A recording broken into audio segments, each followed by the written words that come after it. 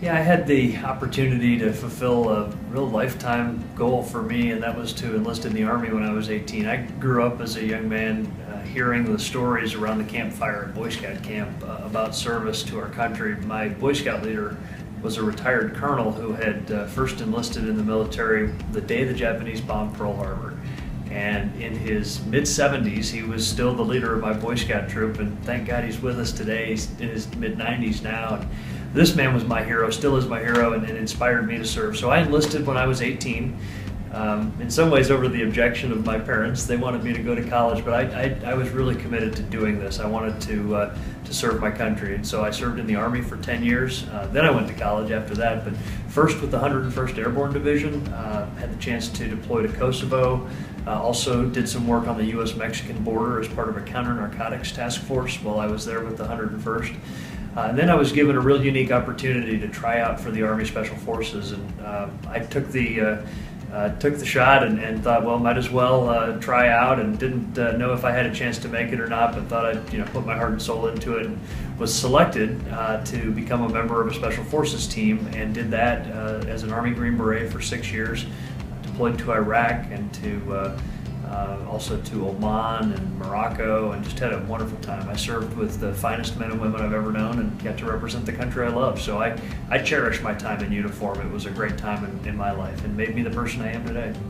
Well, of course, it's been said that the price of freedom is eternal vigilance, and as we know all too well, from time to time, the price of freedom is also the blood of patriots. And that's why we pause as a nation to remember those who made that ultimate sacrifice, and we do so every year on Memorial Day.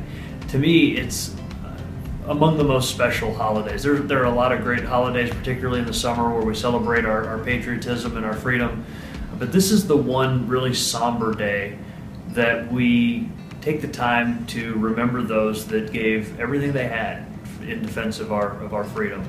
For me, Memorial Day is just that. It's a very somber day, and I recognize that for some people it's an opportunity for parades and picnics and cookouts and days at the park and all of that, and those things are wonderful, but Memorial Day to me is about more than that. It's about remembering the people that sacrificed so that we can enjoy those freedoms. And so as much as it's a great day for family gatherings, I would encourage my fellow Ohioans to take a moment to think about those who gave their lives in service to this country. I'll be visiting the gravesite of my friend who died in combat, who's buried here in Ohio, and speaking at a Memorial Day ceremony as well, and just reflecting on the real meaning of this holiday. And I'd also encourage people to talk to your kids about it, talk to your grandkids about it, talk to the neighbor kid about it, talk about what it means, why people would risk their lives for human freedom, and why that in a time when a lot of people are focused on what feels good or what is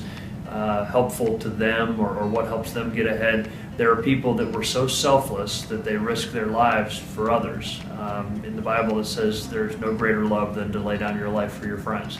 And I would argue that the men and women who died in service of our country did exactly that. And they had no greater love, and we express our love for them on Memorial Day.